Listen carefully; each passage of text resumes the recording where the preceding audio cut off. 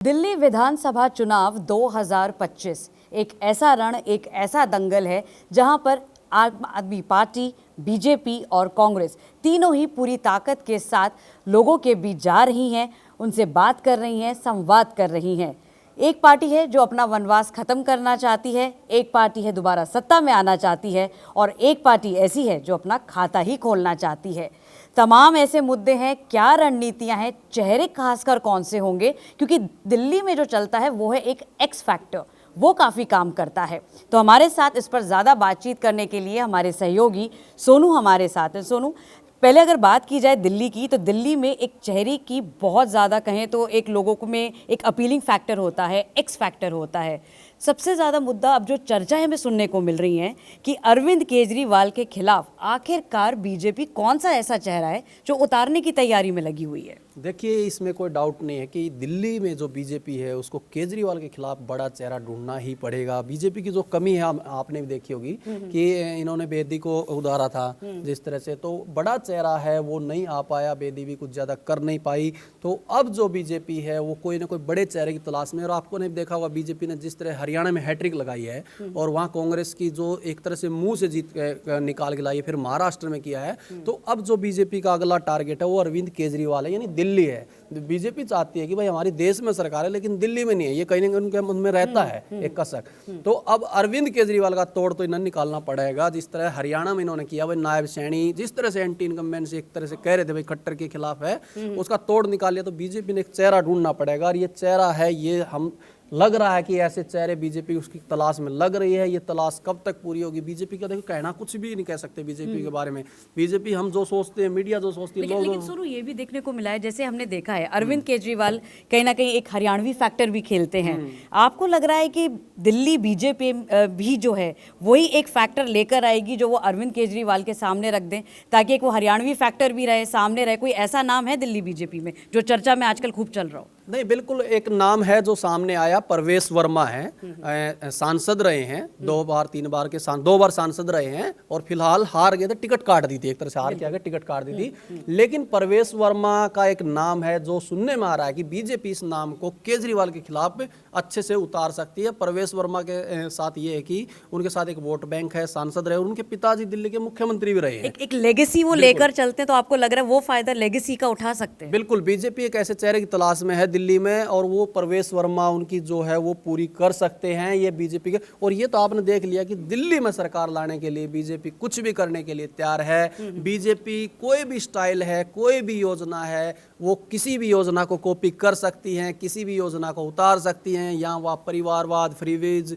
मुफ्त की रेवड़ी, ऐसी कोई भी योजना से बीजेपी दूर नहीं जा रही है। अच्छा सोनू, ये हम लेगेसी की लगातार बात कर रहे हैं, एक लेगेसी और है, मदन लाल खुराना के बेटे हैं हरीश खुराना। अब हरीश खुराना भी काफी समय से कोशिश कर रहे थे भाई उन्हें टिकट मिल जाए। हमने देखा पिछले विधानसभा में कुछ खास उनका जमा नहीं खेल।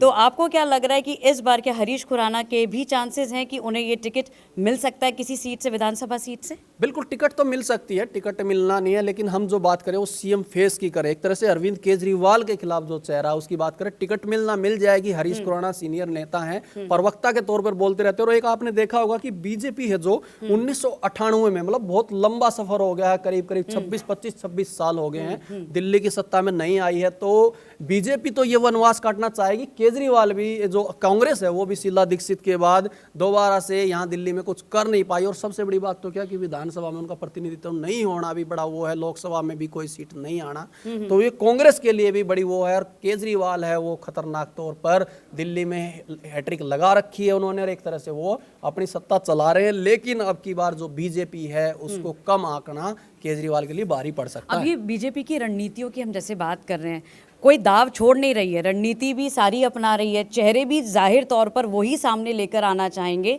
जो लोगों के बीच एक पैठ रखते हो, एक अपील रखते हो, या फिर यूं कहें कि एक लेगेसी लेकर, चेहरा लेकर। एक एक्स फैक्टर दिल्ली में जरूर काम करता है, ये आप मानते हैं कि कहीं ना कहीं पॉपुलैरिटी जरूर मैटर करती है? बिल्कुल, ये तो है ही है, नाम है परवेश वर्मा, जिस तरह हमने बताया कई बड़े चेहरे हैं जिनका पहले से भी राजनीतिक वो रहा है। और दूसरा, दिल्ली में एक बीजेपी आपने एक नारा दिया होगा कि जब डबल इंजन देती है जहां जहां भी, वो कहती है भाई डबल इंजन की जो सरकार है ये करेगी, डबल इंजन का ये होगा, यूपी हरियाणा, ऐसे वो नारे देती है।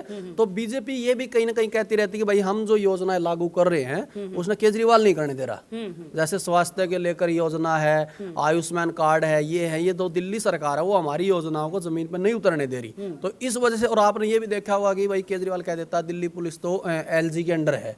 और तो दिल्ली में जो ये बवाल है एलजी और मुख्यमंत्री को बीच को लेकर, तो इसको लेकर भी बीजेपी है वो एक तरह से ये कहने की कोशिश कर रही है भाई हम ना सरकार में लाओ तो तारे सारी समस्या दूर हो जाएंगी। एलजी भी मारा है और केंद्र में सरकार भी मारी है, और दिल्ली में हमें आगे तो सारी समस्याओं का समाधान कर देंगे। कर देंगे। तो अब जिस तरीके से हम ये देख रहे हैं, ये 70 विधानसभा सीटें हैं, जाहिर सी बात है हर चेहरे पर जो दाव खेला जाएगा, क्योंकि अब आर पार की लड़ाई है।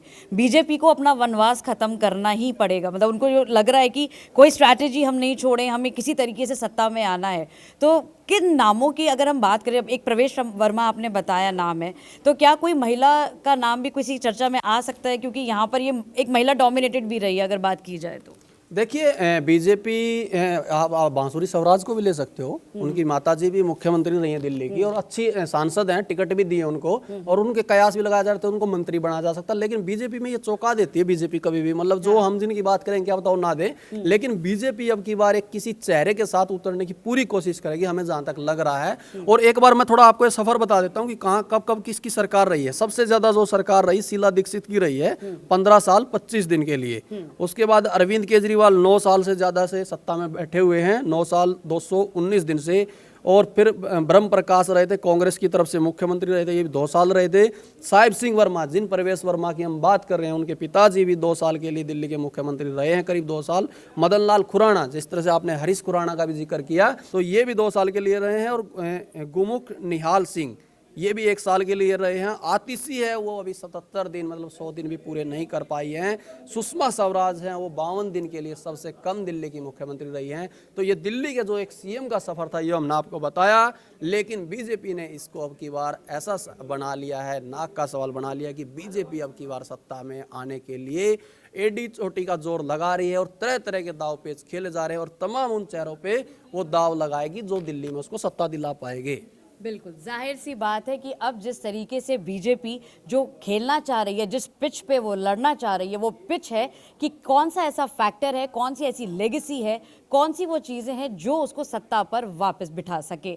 अब देखना यही होगा कि अब जिन नामों की चर्चा जोर शोर से चल रही है, क्या बीजेपी वाकई उन पर दाव खेल पाती है या नहीं, या फिर कुछ ऐसा नाम लेकर आएगी जिससे हम सभी चौंक जाए, या दिल्ली के लिए कुछ एक नया कहें तो सरप्राइज पैकेज के तौर पर सामने आए। ऐसे ही और चर्चाओं के लिए बने रहिए इन खबर दिल्ली के